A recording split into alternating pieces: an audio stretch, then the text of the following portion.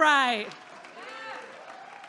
Well, first, giving honor to God, who is at the center of my life and guides me for everything that it is that I am able to be blessed to do.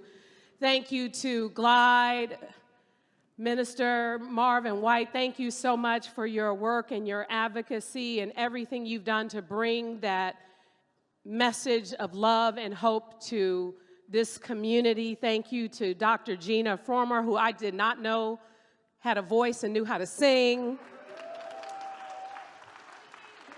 The choir, the musicians, bringing the joy of music to the congregation today, and to all the people who serve on boards and the foundation and the people who do the incredible work of ensuring that Glide has the important financial resources to do this amazing work. Thank you for your service. Thank you to the many organizations who represent the Tenderloin community.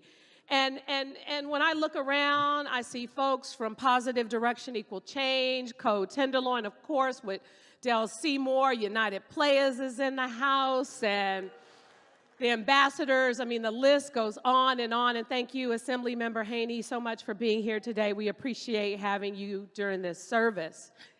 I can go on and point to people in this audience to express my sincere appreciation for what you have done to change San Francisco for the better, what you have done to help make the community of the Tenderloin just a tad bit better. And I want to just touch upon that today because it's important to put it into perspective. I think that people may look outside and think, well, we have more work to do. Yes, we do have more work to do.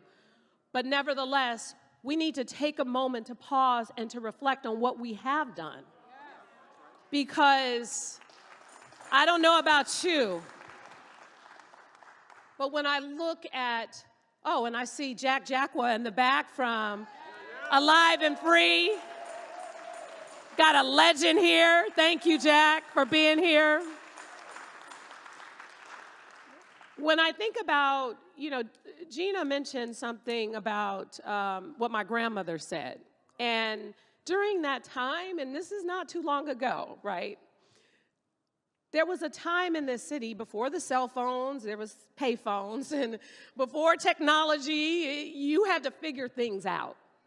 And my grandmother, because of how we grew up during the height of the crack epidemic, coming out of a little bit of the heroin era and the craziness of what was going on back then, the gun violence which spiraled out of control, we didn't know what could happen, but we knew that my grandmother was a praying grandmother.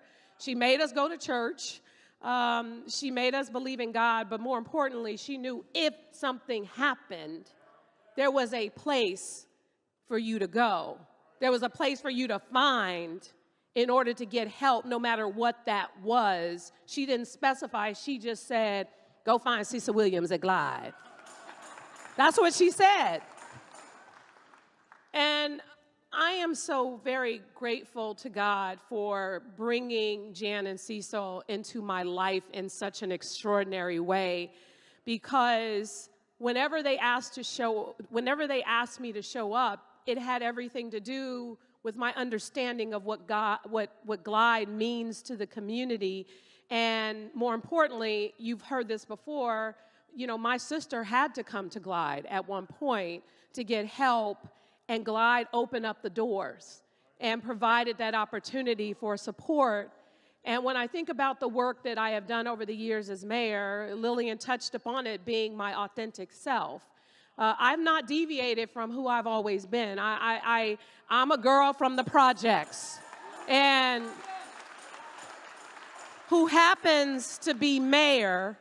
And when I was mayor, I was still the girl from the projects who had the understanding. You can't unsee what I've seen in this city growing up. You can't just be mayor and make decisions and not think about what those experiences are and be bold and courageous about making the hard decisions in order to help change and save lives.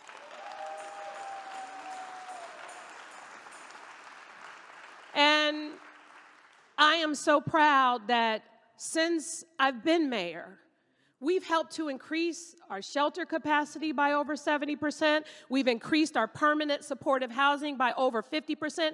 And we have helped over 20,000 people exit homelessness. Not in a shelter, but in their own place, living alive and free.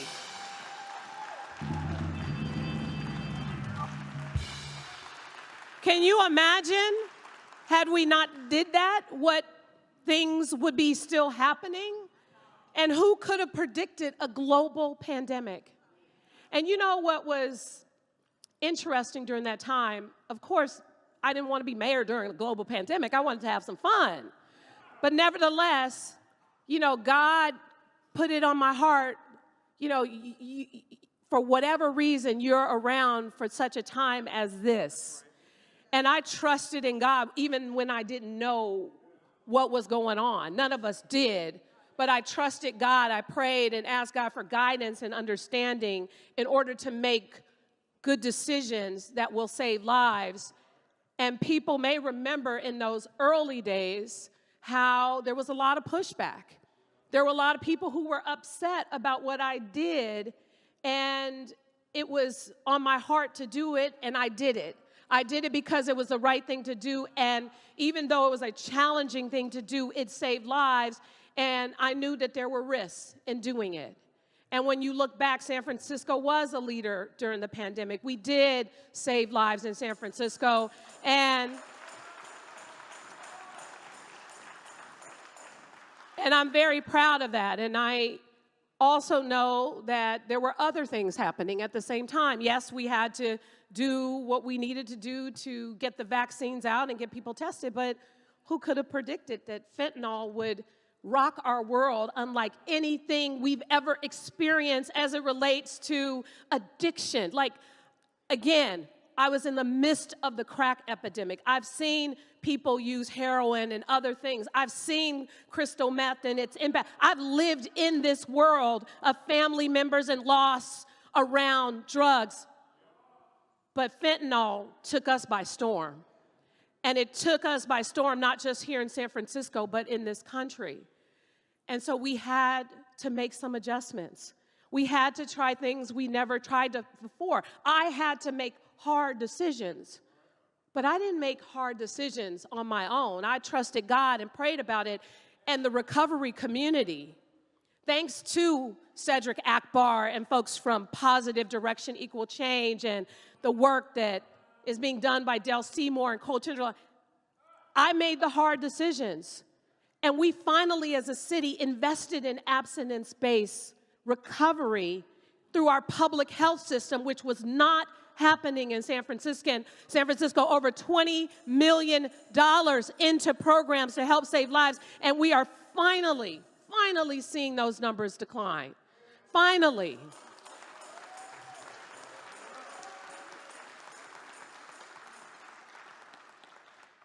I came into office during challenging times.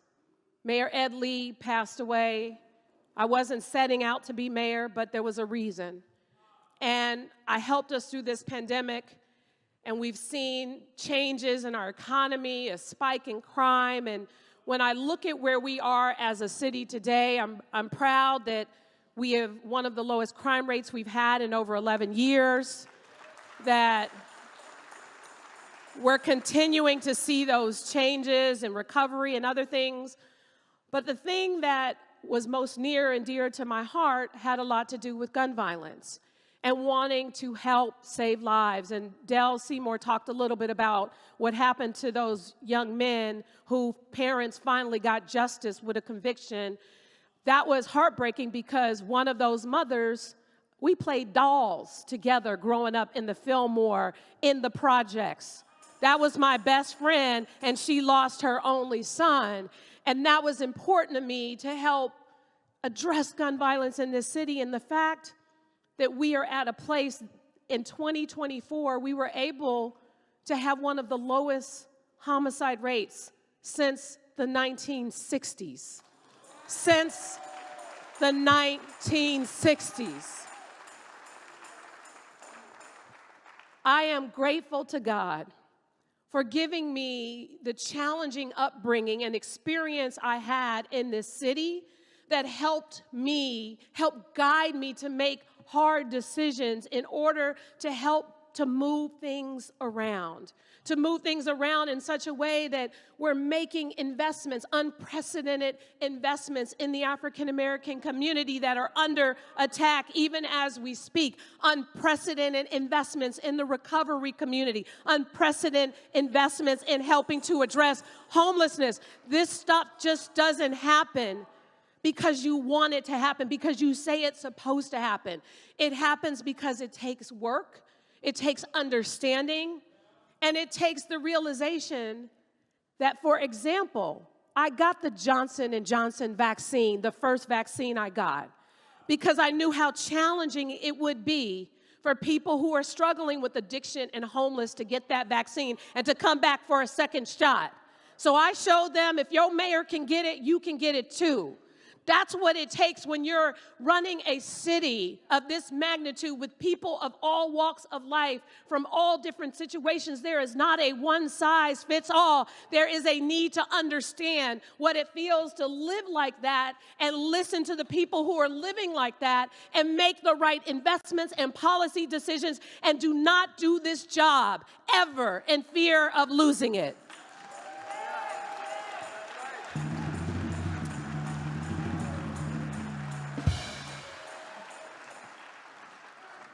That is what I'm most proud of. Every day, I looked in the mirror, and I thank God for the fact that I'm alive, that I am not struggling with addiction, that I have my health, that I had a praying grandmother who raised me, and that God has given me every day the strength and the courage to show up for this city. And every day I gave it my all. Every single day. Every day. I gave it my all. Every day. So,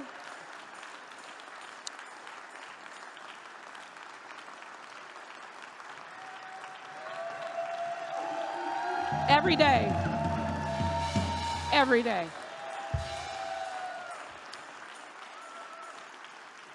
And let me tell you this, as I wrap up, this city is an incredible city. It's a city that has been through its ups and downs and ebbs and flows. And what's so interesting is when I go around San Francisco, there is nothing like the Tenderloin.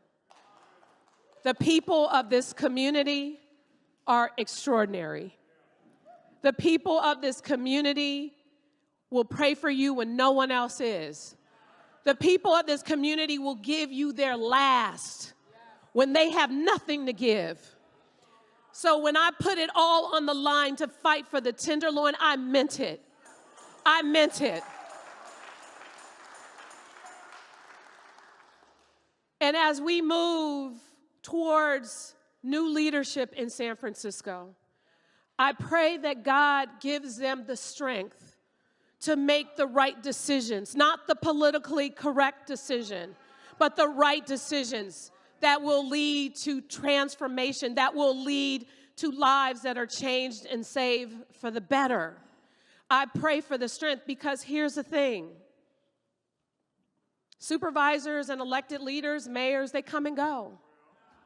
But the decisions they make, the investments they make, can have a far reach and positive impacts. And so it is important that we do everything we can to continue to do the work that you all do for the city. The work that you all, the investments you make, the things that you do to show up for Glide.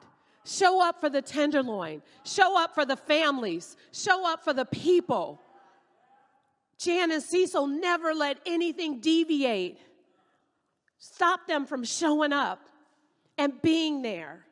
That's what it's about. It's about the people. It's about the opportunities that God blesses you so that you could be a blessing to someone else. And God has given me the opportunity, the absolute privilege of my life, the honor of my life, to serve in this capacity for a time such as one that we have experienced in order to help lead this city. And I am grateful for that and will always be grateful for that. And more importantly, it doesn't change who I am whether I'm mayor or not. I'm still London Bree from the projects. I'm still London Bree from San Francisco. I'm still London Bree that's going to be there for Glide no matter what. Thank you all so much. God bless each and every one of you, and Happy New Year.